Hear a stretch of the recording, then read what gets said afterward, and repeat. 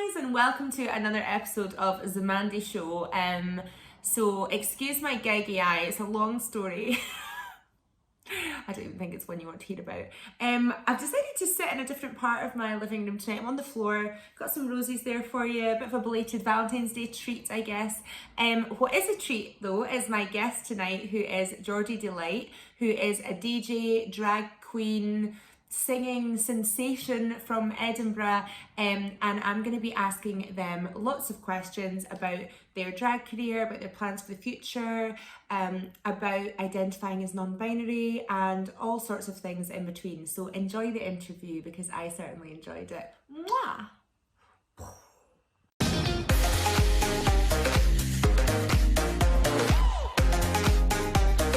Hello, Jordy.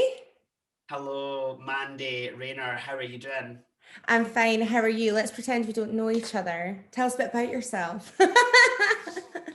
Mandy, right, I'm going to be honest, right? When you asked me to do this, I thought this is literally going to be those situations that what we would do on FaceTime, but we're glam and people are going to watch that, and I'm here for that. Like, we show up on FaceTime like absolute trash, though.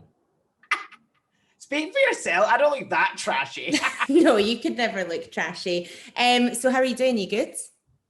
You know what? I'm good. It's been a really interesting day. I just interviewed Cunt Kevin for my podcast, Afternoon Delight, that you helped put me in touch with. So that was great. How long did we actually, two Scottish people, how long did it take us to say the word cunt? I know it was in that context, but it took us, 30 seconds? And we've had a cunt, we've had a K-bomb, C-bomb. Yeah. 30 seconds. But what can I say? I love the cunt. Do you indeed? Well, I bet you've got a lovely one. You pay me the right to see it. So, as a drag queen, performer, DJ in the scene in Edinburgh, and all the things that you do, which we'll go into in a wee minute, how have you found being a creative person during a pandemic? How have you kept yourself occupied for the last year? Well, Mandy, what a question to open with, by the way. A brilliant question. Do you know what? I have to say first and foremost when we start this that a lot of people are kind of contacting me right now in sort of lovely ways, saying that I'm inspirational and they want me to talk about how I've adapted during the pandemic. Right? I've had several people contact me with jobs, and I do feel like, do you know what? Now, yeah, things are going well, but let me tell you, the last 12 months, I'm sure we'll talk about this throughout, wasn't easy. It wasn't easy for me in different ways. And all I can say now is I've done a lot of legwork to finally start a journey, and that's great. For the pandemic, the drag community I can speak for. I can speak to the drag community and say that drag queens, drag kings, and drag entertainers have really been fucked by the pandemic. You know, when March happened, 2020, I thought to myself, oh yeah, well, I'm in the shielding thing for 12 weeks, so I'll just be out the game for 12. But, you know, Mandy, there were situations where I was really ill that I really needed lung transplant, that at one point it was kind of like, well, I might have to give up my job for nearly a year. Do you know what I mean? So this wasn't hard for me in a way. I think lung transplant prepared me for that you can't work for 12 weeks. If you just want to tell quickly the folk who are watching, why you might have needed a lung transplant, that's crazy. Yeah, so I think people that wouldn't know me, I have cystic fibrosis, and I've got sort of an invisible disability that my lungs were basically up until March 2020 fucked. I'll be honest, they were not in a good state. It was looking like on a bad day, I was 25% lung function, which basically means if you were to take a healthy person and give them a third of two lungs, so just a third out of two, that would have been me on a healthy day. And then me on a bad day was underneath that. Yeah, it wasn't easy. And I'm a drag queen, so of course I could mask being like, I look great, I feel great. But then 5 weeks later, I was in hospital. You had me on Facebook. How many times I've been in hospital every 5 weeks, 6 weeks? Oh, here again, my second home, haha. Is that how do you kind of cope with that sort of stuff by kind of laughing it off? Is that one of the ways that you cope with that sort of the bad news or the illnesses that you've gone through? Is that something that you use as a coping mechanism? Do you know, it's so funny. So I'm very happy actually you've asked that, because a lot of people would be too scared to ask me stuff like that. So I'm glad you have. I knew you would ask me good questions. So for me, up until 2019, it was all drag is going to take my mind off this. And I'm not the only one in the drag community that does that, right? There's been so many drag queens that came to me during the pandemic, especially being like, oh, I keep really ill with this disability that's invisible and I've used drag to cope. And now that drag's been taken away, what do I do? And I've been like, oh, well, you know, I did that until 2019. But the moment that I was like, actually, this is not great. I'm really ill. I need to start accepting this. I started doing it in my work. So, you know, I did the honeymoon period in January 2020, just before the pandemic happened, that I wrote with my two friends that have cystic fibrosis, and one of them starred in it on the projection. We did a show about lung transplants and CF. And for me, that was my way of sort of coping, because I was like, well, I'll do a story that audiences will come and go, oh, a drag show with lung transplants, that sounds wild. And by the end, they were laughing and crying every 5 minutes, because you had me and two other drag artists doing biology by Girls Aloud. I mean, what a bop that is, by the way, right? That is a bop, and so like relevant to what you were doing. Well, then, so we did that. But then 5 minutes later, it was, oh, so now do you understand how a lung transplant works? And the young girl's like, no. And I played the young girl, Haley, that was written by me and two other people that have CF. And then they did this like diagram sort of explanation on the projection that we found from a local CF unit. And it wasn't like a in-depth sort of, let's show you cutting lungs up. Oh no, but it was this is what the facts are. And everyone started kind of crying, because it was like, oh shit, this is real life. This isn't fake. And the way I would describe that for me is there's people like the Divine David that do anti-drag, which is basically you do drag, but you do it non-conventionally. So when I was really ill and it was sort of 2019 onwards, I went, right, do you know what? Like my first ever show, Wasted Youth, I'm going to do a show about sexual assault. And a lot of people went, oh my God, what? And then at the end, they were like speechless that a drag queen had put a whole drag show together about sexual assault. And then the second show was the honeymoon period that I've just mentioned, lung transplants. So anti-drag is often let's take drag and do it in unconventional ways that will make an audience feel something. But it's also educational in its manner. Yeah, and this is something I'm used to, because before I did drag, I did a drama degree at QMU in Queen Margaret University, and it was, you studied foreign theatre, which was, you'll remember this, but you know, high school, you've got young people that are artists coming in being like, knife crime is bad, do not use a knife, or don't take one ecstasy tablet, you will die. And you're a bit like, right, simmer. Let's think about what they will do and let's just educate people. Let's like actually meet them somewhere in the middle. And that was what I did. I went, well, I want to do foreign theatre, but a bit more realistic, because let's face it, you know, knife crime happens and it is horrific, but an ecstasy gets taken at raves and clubs. But for me, it was like, I can't make an audience sit for an hour to 2 hours and be miserable. It just wasn't going to happen. I was like, well, no, we have to be, life is upsetting and difficult, but life is also happy. Yeah, and you have to take people on a journey with you as well, because like, I don't think, when I think of you, I don't think sadness and despair. I think the opposite. So it's like, in some of the things you've been through would have caused a lot of people to feel like, I think I would have been like end of the world. You can only imagine on my BPD, the way that my Facebook might have been. But what was I going to say? One of my followers had asked, just, which I'm sure you get asked loads, is like, how did you get into drag in the first place? Oh, this is such an interesting question, right? So there was in Edinburgh, I'm kind of one of Edinburgh's leading drag queens now, right? That I've always been under the radar in the sense that I did drag shows, but not in CC's of the street. I DJ'd in CC's in the street in drag, but drag shows, I always wanted to go to straight venues. Now, I'll be honest, the reason I would want to go straight venues is because there's such a good thing about straight venues that I did sort of what I would call drag invasion, that I was going to be like, we're going to bring this into a straight venue, we're going to shit themselves, but love it and have a great night. There's a lot you could play with, because you could go in and say what you wanted and people were too scared to even question you. So drag for me, I started in 2014, right? This is wild. Me and Amy Lamore, another Edinburgh drag queen, went on a night out in drag. And the reason we went out on a night in drag was because of Alice Rabbit, who does the Rabbit Hole at CC's every Tuesday. And she was always out in drag before she had a show. We were like, oh, well, maybe we should do that for a laugh, right? Now, I grew up with a mother, right, that loves drag shows. And we were in Talk of the Town, which is a nightclub in Turkey. And she'd be like, look at my friend Seth, they do drag, they do Roxy from Chicago. And I'd be like, that's nice. Because at that point, one, I didn't know that I was from the queer community. Two, drag was sort of a bit scary for me because I was so young. I was like, oh, I don't know what drag is. I don't understand this.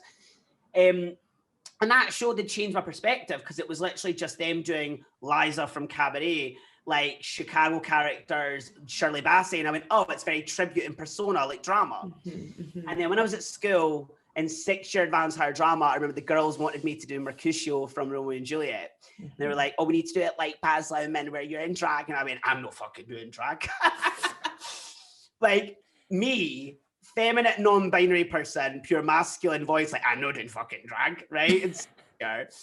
And God, that would have been 8 years ago now, which is so fucking wild sitting here as a drag queen. So, and they're my biggest stands. They love and come to my drag shows now, which they're like, we knew you'd do this. And I'm like, no, you didn't. So I started obviously going out with Amy and Alice and Groundskeeper Fanny, all these drag queens in Edinburgh that started. Groundskeeper Fanny. Well, Groundskeeper Fanny, unsung hero of Edinburgh, because she started kind of what I would have considered the first drag night, which was called Such a Drag. And it was on Sunday nights once a month at Electric Circus. And I DJ'd it in drag, and it was such a great night. And obviously being a Simpsons fan, the name works for you. I am. I do describe myself on Twitter and Instagram as the Edinburgh Marge Simpson, because I have an unhealthy obsession with Marge Simpson from trauma growing up. But I also am very much an ENFJ, that I'm everyone's mum, and anyone, any age comes to me like, give me help, give me advice. And I'm like, I will mother you. So here's a good time to ask then. See, I know that you are someone that gives everyone like advice, and you're helpful probably to drag queens that are coming through. I know that you kind of take people under your wing and give them some advice if they want that. But where do you sort of draw the line with being, because you've got a lot of your own stuff going on. So this is kind of for my followers and your followers. How do you know when to stop just give and protect some of your own like energy? Mandy, when I know, I'll let you know. Please do. The thing with that was a hard lesson I had to learn during the pandemic, in all honesty.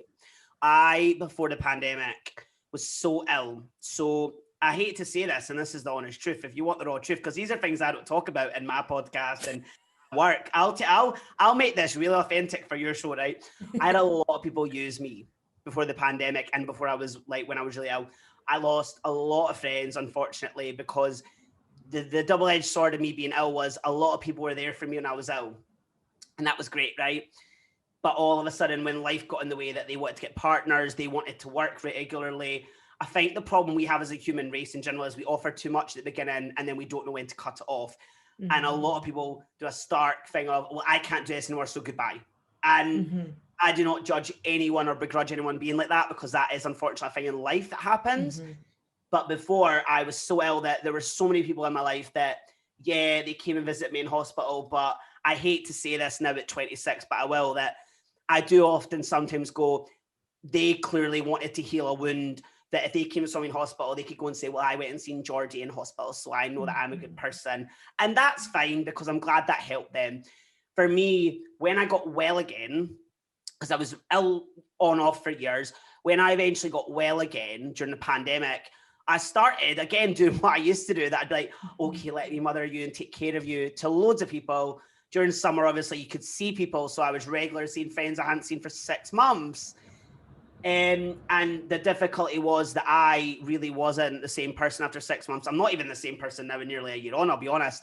And I think people found it very difficult that I went, well, actually, in August, I went, I'm going to go on antidepressants because I have issues with sleep and trauma.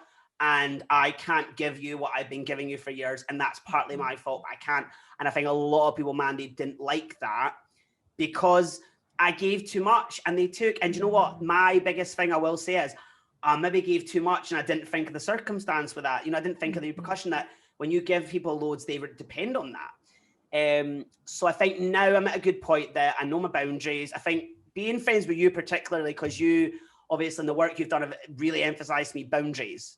And I think I want to put them in place in my friendships. And I will just say, like, I'm 26 now, and I hate to do that, like, well, I'm older, so, but I am 26, and I've literally been sitting for the last 2 weeks, like, when am I getting married and when am I having babies? And I can't be 20 people's mother anymore. I've got 4 or 5 drag kids, and then my core 6 best friends that you're included. And I'm like, I can't be everyone's mum on top of that. I can't. So we'll get into the societal pressures in a minute, but first of all, can you explain to us what a drag kid is?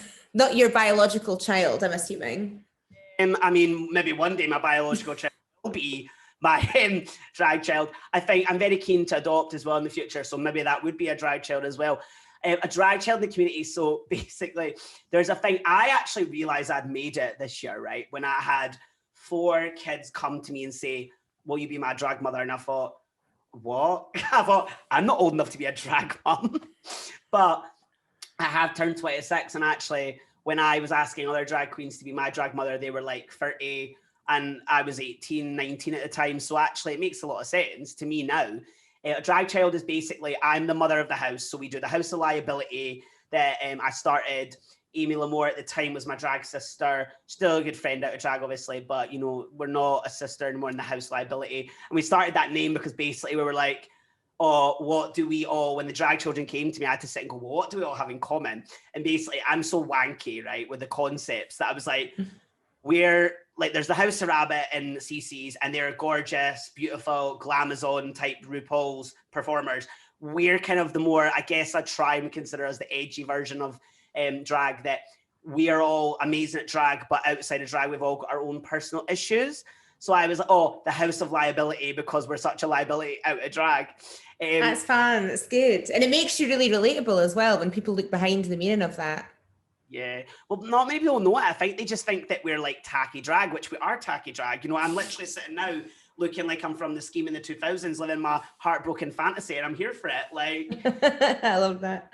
I love it. So yeah, so basically, I have Henry Crybaby, which is, it's so funny. Henry was literally out of drag, a woman that at 13 fancied Mandy. I mean, can you imagine that? Me being like, I really fancy you, let's go out. And she's like, I don't think you do fancy me. And I'm like, no, I do, you don't understand. And then 12 fucking years later, I'm a drag mother. It's a drag king.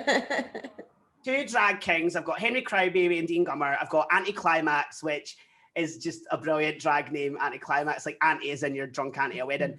And she's also a key worker for the NHS, which is lovely. I would try. Oh, fab. Shout out for her. And then I've got a new bairn called Selma Soul, which is wild because I'm like Simpsons, of course. So do I. So I've got basically a drag child is someone that comes to you and they want to do drag, and they need someone to mentor them. And the thing is, back when me and Alice and Amy and Grimskeeper Fanny and Roche Rabbit, all these people, back when we started drag, there was such a rebirth of drag in Scotland, even people like Rue Jazzle and CJ Banks in Glasgow, right? We kind of were like, we want to do drag for fun. Then Drag Race was really popular, and we kind of thought, do we want to be like Drag Race? I don't know. All of us, I've spoke to so many. So we were like, do we want to do this? And we fell into it. And then years later, it's really popular now to do drag. You know, everyone wants to be a drag queen, a drag king, a drag entertainer. That's great. I'm here for it, to be honest. Everyday life is drag, in my opinion. And they came to me and were like, could you mentor me individually? And with Drag Kings, I've always said to them, you know, go to Shut Up and King Productions, which is Dorian T. Fisk in Glasgow, because they are drag kings. I just give them advice on editing videos now, and you know, performance styles. I just push them in the right direction. That's what I am as a drag mother. So yeah. And you've actually had a lot of kind of corporate style work from doing drag as well. Like you managed to like, you're not just doing in the creative spaces, you're managing to actually do like workshops with the elderly and like work with like outreach for like teenagers in Fife of all places. You're doing so much. So what would be your tip to like for creatives to get into those sorts of spaces, just to keep on plugging away at what they're doing? So I was just in such a fortunate position, I'll be honest, right? That cause I did my drama degree and I worked as a youth theatre and workshop leader for drama in general, I just was very smart, I think, in my opinion, that when I wasn't able to necessarily do drag because of health issues, because I was ill, I'd go, right, well, I could do drag workshops and teach people how to do drag because drag is just a persona, or I could do workshops on mental health, about how identity work. And that's why I went to Edinburgh College of Arts in my MA before the pandemic, was to look at identity work in general as a performance thing. I think now people really, I'll be honest, I'm going to say things that people wouldn't want to hear on this, right? I think for me, people will need to understand that we're now living in the digital era. Now, when I say this, it's basically, it's so funny, but I'm still friends with 2 lecturers from my undergrad and 1 lecturer from my MA. And it's crazy to think this, but in 2-3 years' time, when the pandemic is resolved completely, And when I say that, I don't mean like it's not going to be resolved next month. What I mean is like when everything is under control completely across the universe, the world, there's going to be lecturers teaching people like me, people like Janie Godley, that all did digital work for the National Theatre and BBC, because let's face it, Mandy, what else are we turning out right now online? Digital work. So right now, I think the only advice I can give to people that want to do drag and sort of integrate into these things is they need to sit back and kind of think. Rue Jazzle is a great example, actually. She works for an agency now doing drag stuff, and they're doing a story time for drag for kids, right? That's fab. And the best thing I can say is sit back, get a pen and paper out, and write, okay, as a drag artist, I am the following, and what skills from this can I take to charities, organizations? You know, I DJ now on Zoom for private parties, and they'll say, hiya, could you play music like this? And I'm like, yeah, okay. I'm lucky that I've got, if any DJs are watching this, get an interface. They're about £80. I did have to buy one, but I've ended up making about 300 quid now doing private booking, so I made it back. And, you know, those are the sort of things that I couldn't believe when people actually booked me for private Zoom parties. I thought, why would anyone want that? But actually, we're 12 months on nearly. Do you know what I mean? I think we've got to accept that, and I hate the term new normal, but it's like how you adapt and stuff like that. And I think we were all a bit naive in the beginning, and we all kind of like thought, we'll just wait it out for 3 months and then 6 months, okay, a year. And now we're here, and it's kind of like, right, well, you've either got to like adapt and learn. And like we just said when we came on here, I don't know the first thing about what I'm doing with technical fucking things, but it's like, right, switch that, record there, here, there, and there'll still be issues with it, but we're all learning and we're all in it together. So what does the future look like for Jordy Deelight? What now? Oh, well, do you know what? It's so funny. So like, the future, things are going well. Like there is so much stuff upcoming. I can't reveal what yet, but I'm working with the National Theatre Scotland, which is really exciting. I can announce that I'm working with them. I've been working with them since summer. I just can't say what I'm doing because it's a spoiler, but I'm working, doing stuff in drag and out of drag. It was lovely to have a meeting with them and get told you could do work out of drag as an actor. It's not just about drag for us. We're happy for you to explore avenues. And I thought, do you know what, actually, I love drag. Drag is my life and drag is part of my life. But at the moment, to make money, and I did do a drama and a bloody MA in performance art, like to make money, yeah, I could do stuff out of drag for once. Like I'll still keep my drag name because it's an artist name for me. Jordy Deelight was never a sort of a bit like Divine in that way, that Divine was always doing stuff out of drag as Divine. Do you know what I mean? And that did create barriers for her because she never could get work out of drag and she found it upsetting. So I think for me, the life lesson as a drag artist that knows about drag history, I went, if they're offering me work out of drag and I can keep my artist name like Tina Turner kept hers. It's all just going to boost your profile and bring more work and like all of that stuff, you know? You're so right. And with Divine, it was like she couldn't get work. So she was so upset. Whereas I'm like, here, if they're offering me this, I need to take this.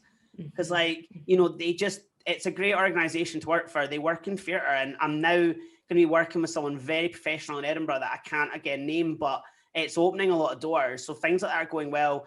We're still doing the House of Liability on Twitch, which is amazing. I mean, it's not the best thing to do digital drag. You know, live performance is what I miss. I want to go back to live singing now.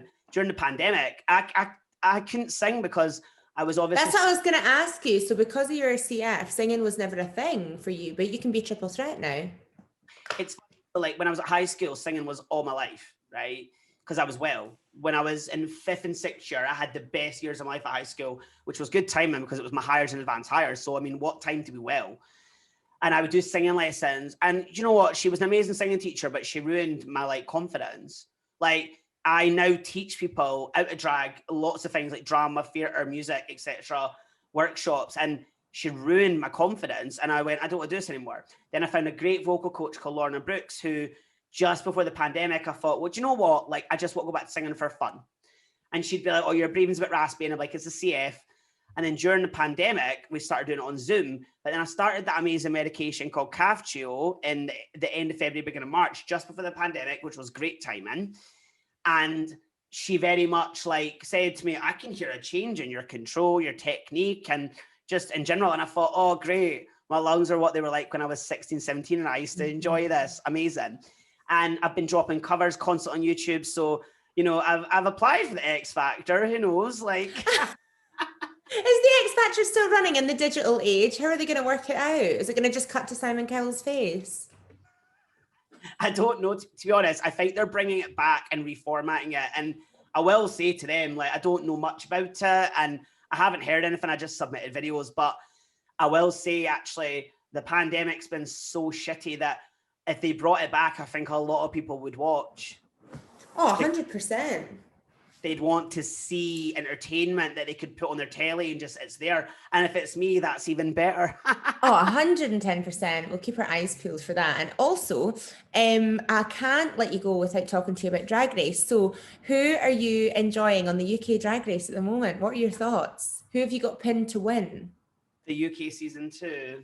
Yeah. Do you know what? I'm so bad. I'm a drag queen, but I don't really watch Drag Race USA anymore. So if you were to ask me, like, oh, what do you know about Got Milk? I'd be like, I'm clueless. I don't watch it. Mm-hmm. I'm glad that they've got a trans man involved now, because that's the way it should be in Drag Race. You know, people shouldn't be excluded on their gender, etc. I think I'm fingers crossed now that things will start getting better for the trans community involved in drag and non-binary people like myself. You know, I think it's very easy for me in a way because I'm non-binary, but I think a lot of people would feel like I have that passing privilege that when people see me out of drag, they think, oh, I'm a cis gay man. Because I don't kind of different out of drag, but for me it was always that I identified as a gender that I didn't associate with gender in general. And has that been, I need to ask this just while we're on the topic, like obviously, was it last year that you came out as identifying non-binary? I don't want to get too heavy and I don't want to keep it too long. Whole story with the non-binary thing. I'm just interested in, is it a way you've always felt? Is it a term that you just heard mean it and then you thought that really works for how I've always felt? Like that is something I really can get on board with. We don't need to get too deep into it, but just for those that are watching, that are maybe exploring non-binary or those feelings they've maybe had since they were younger, is it just something you've always felt and the term came up and you thought, yeah, that's it? I will just be honest. I'll just tell you as much as I want. For me, it's more I don't want to keep you all like bored, but there was so I went and volunteered at LGBT of Scotland, right? And part of the training when you're a volunteer for them, and I used to run workshops for them afterwards, part of the training was that they taught you about the non-binary and the trans umbrella. And one of the things came up, which was agender, which was when you don't actually identify as male or female, you lie on the spectrum, like the non-binary umbrella. And I went, that's very me, because when I do drag, I'm very much a woman. But when I not do drag, I don't really feel like I lie anywhere. Like when I'm not in drag, I'm just like, I'm just Jordy, I'm just Jordan. I'm not male or female. And it was funny because when I came as non-binary, my mom said to me, oh, that doesn't surprise me at all because you're so like just gender neutral as a person. And I was like, yeah. But I remember I had realized in the volunteering that had happened. And I went to a club night with someone that I'd worked with I'd said to them drunk, I think I'm non-binary. And this would have been in the end of 2017. And they were like, oh, amazing. And I was like, but I can't come out. And they were like, why? I went, because I think it will affect my dating life. And they were like, oh God. And I went, there's a big thing in the gay community that if you're non-binary, cis gay men, I hate to say this, or bi men, tend to be very weird about it. And I didn't understand why, but they just were. But again, I thought, do you know what? It's like sexuality. I didn't go, I'm gay and come out that day. I had to take my time and learn who I was. And then I ended up going out with someone, unfortunately. And I say unfortunately, I don't mean that I'm annoyed about it with the person, because actually, in a way, you know, I spent a long time hating the person, and I started to realize, actually, no, I'm glad I met them, because if it's not a blessing, it's a lesson. And it's like Maya Angelou says, you know, when you know better, you do better. And that was 100%. It. I needed to meet him to realize what I wanted. And through meeting him, I dealt with a lot of the trauma of my dad dying. So I was like, oh, he's like my father. But that triggered me and then helped me deal with trauma that I hadn't dealt with for years. Do you know what I mean? But I remember he had said to me, before we split up, it was a few weeks before we split up, he'd said to me, you know, didn't believe trans were a woman. And I was really angry and upset. And I was like, that's just not acceptable. My friends are trans. How dare you? But he said the thing about, oh, Sam Smith, they aren't not like, obviously I'm saying they because back then he would have said different. But I was like, he's like, they aren't non-binary. And I remember being like, oh, that hit me there in the stomach, but we're going out. Well, just don't say transphobic things because my friends are trans. And I just thought that was absolutely horrific. And then during the pandemic, unfortunately, you know what it's like, and people watching this will know this, that pandemic hit and all of a sudden people were very lonely. I had about 7 to 12 guys messaging me, miss you, hun, how are you? And I was like, to God. So typical, a pandemic hits and all the slugs come back into the DMs.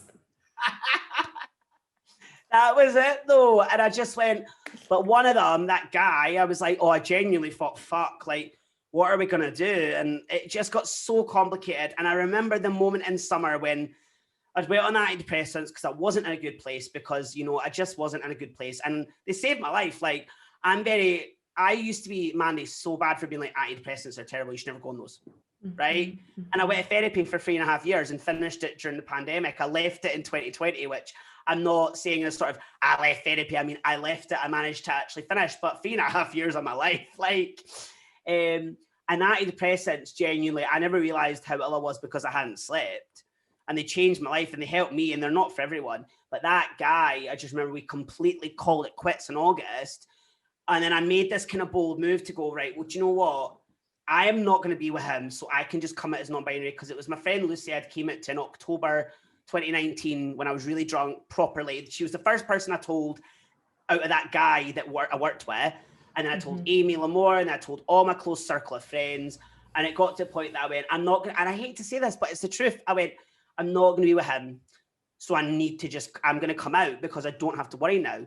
And ever since, I have to say this, Mandy, I'll be honest, I read this book called Keeping the Love You Find by Harville Hendricks. Changed my life. I tell anyone single. This is the one I still need to get. Tell everyone buy it. It changed my life and it really helped me. And one of the things it talked about that's not a spoiler is, it's like, if you ever in a relationship have to hide parts of yourself, that's never good, because you have to be your core self. And the moment I came out as non-binary, I went, I can finally be myself. And I just felt so much better emotionally. Do you know what I mean? Because you're then given your, like, I learned that lesson as well a few years ago. You're then given your authentic self without all the kind of hiding layers. You're giving your authentic self to people. And that means that your connections are truer, your experiences are stronger, all that stuff. Yeah, and a lot of people didn't like it, not the non-binary part, but when I started being who I was and what I wanted to be in life, a lot of people didn't like that because I wasn't a pushover and I wasn't everyone's mum. And that's fine, because do you know what? One of the things the pandemic genuinely taught me was just forgive. And I will say forgiveness, I don't mean that sort of, okay, I forgive you, you're back in my life. I mean, I understand and forgive you for what you did, but we're not going to keep this going. And that's such a great place to be. I used to let my ego get in the way all the time and want to fight and have the last word. And then you realize that just letting go is actually really powerful. You're so right. And I'm writing this new show, which is in the pipeline for the future. I'm applying to create Scotland for it. It's called 12 Weeks. And it's about sort of the 12 weeks of shielding that I was in at the beginning of the pandemic. But then it talks about week 57 out of week 12, because this is never finished. But the whole point is I go through the astrology, Aries first to Pisces last, and I talk about all the relationships and all the guys that contacted me. And I don't obviously put their names in the show, but well, a lawsuit, hun. True, we don't want that. The pandemic, I can't afford to get sued. But I write this show, and I'm writing it at the moment. And for me, that was very apt for sort of what you're saying, that, you know, I had to write for each person. So 12 characters that I talk about, I had to write a letter during therapy for every one of them, for me to say what I wanted to say to them and then burn it and let it go. And I thought that was useful and therapeutic. And yeah, I just think that's been the pandemic for me, is there's been so much that's happened and it wasn't easy. And I hate this idea that I've got a lot of people interviewing me being like, oh, you're so inspirational. And I'm like, yeah, but it wasn't easy. I didn't get all this handed to me. And when I say all this stuff now, I don't say this to be like, all drag queens should be doing what I'm doing, or all drag kings. No. You're here to tell your story. I'm telling mine. If I help you, good. If I don't, I'm sorry, but it's your life. You have to ultimately make the right choice here. Yeah. And I feel like no, not at all. It's great. I have to, what was I going to ask? You have had the vaccine already, which is super exciting. Yeah. How do you feel? I'll be honest. Shall I just be honest, right? Yeah, always. The vaccine, right?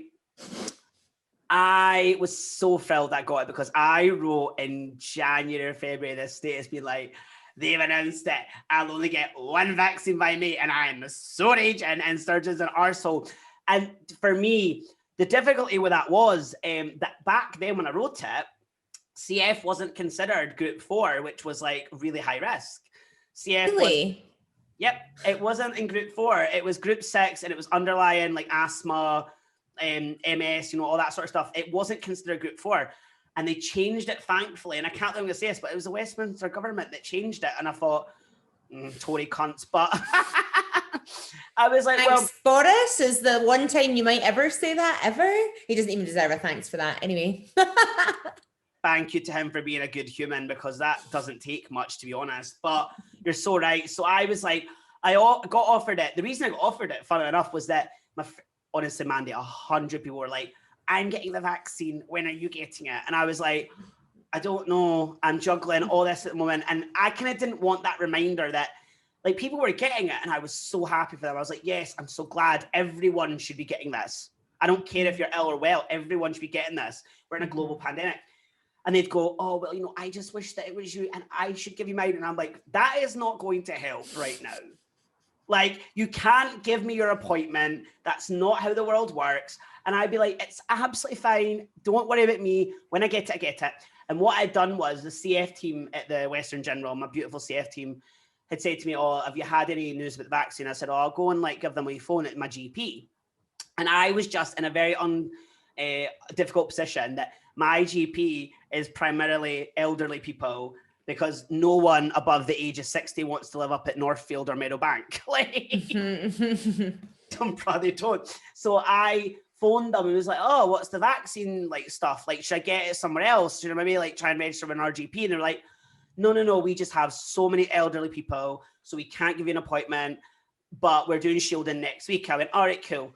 And obviously I'd gotten put into group 4, which was great.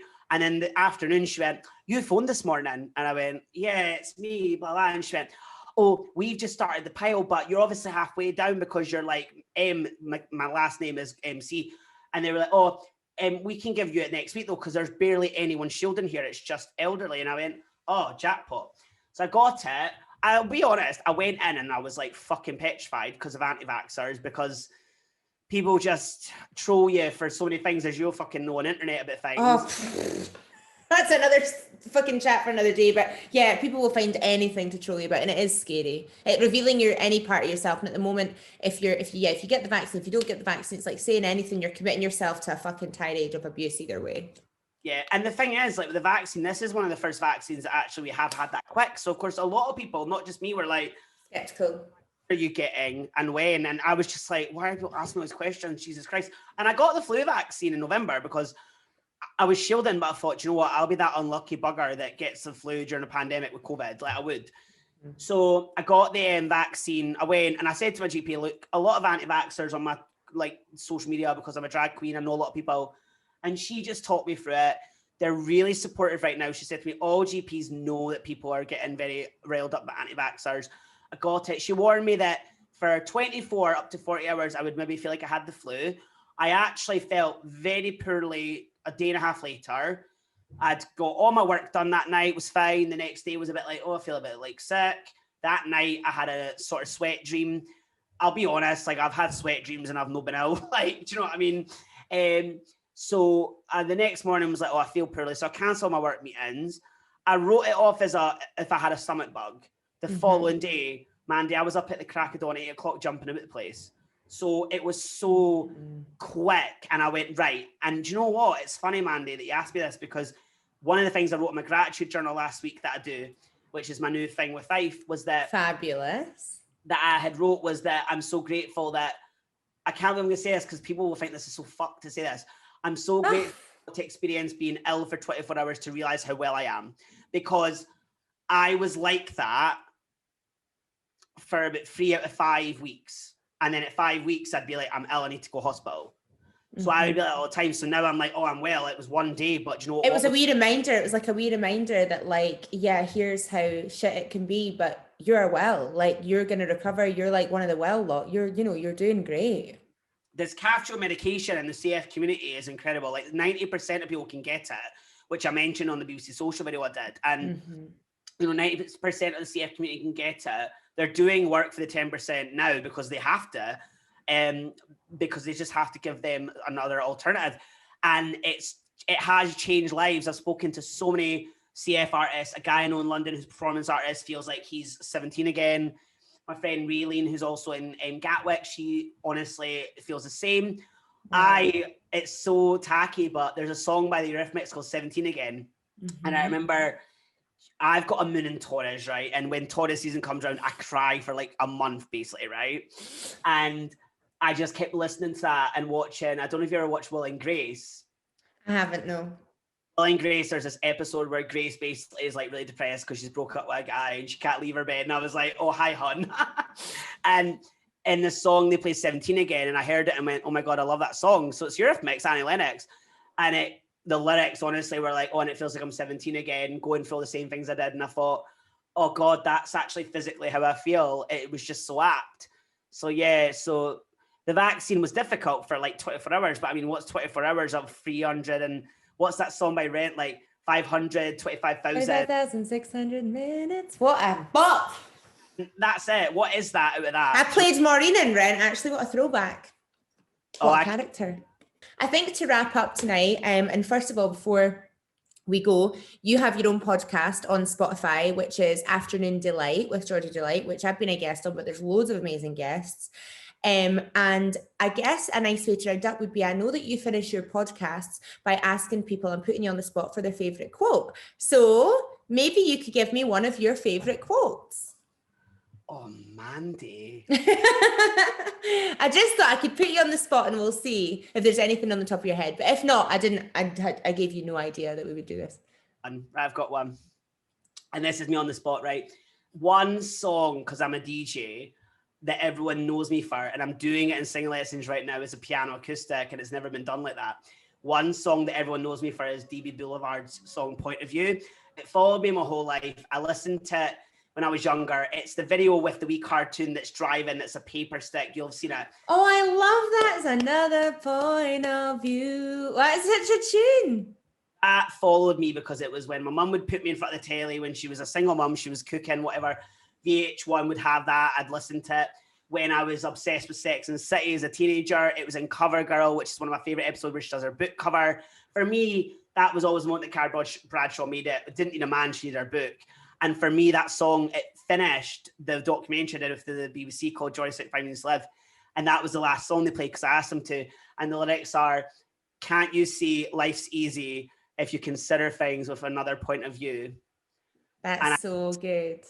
That's what the pandemic has taught me, just always to see it through a different lens. Mm-hmm. And you know, it's so funny because I had this the other day, just had on the back of that. I have lived on this same street now for just over 2 years. And I took a different route back the other day. For the first time, I literally do Groundhog Day, same route. And I did this. I just took another route and I saw my street from a different angle. And I thought, you wouldn't even know that that was my street. And it is so true. It's the same about life. You can translate that into anything, but sometimes we don't take the different routes. So we don't take the different path of thinking. So we don't get an opportunity to see things from another point of view. But what a lovely way to wrap up. Thank you so much, Jordy, and we will catch up again soon, probably in 10 minutes. Lots of love. Thank you so much for having me. You're welcome. Ooh, that was so good. Jordy is amazing, and I am so thankful that they were so authentic and open about health, about the vaccine, which I'm sure we're all keen to hear about transphobes and everything in between. Yeah, that was a really good and fun interview. I hope that you are all well, stay safe, and please tune in again for the next episode when I'm sure we'll have another interesting guest. Lots of love!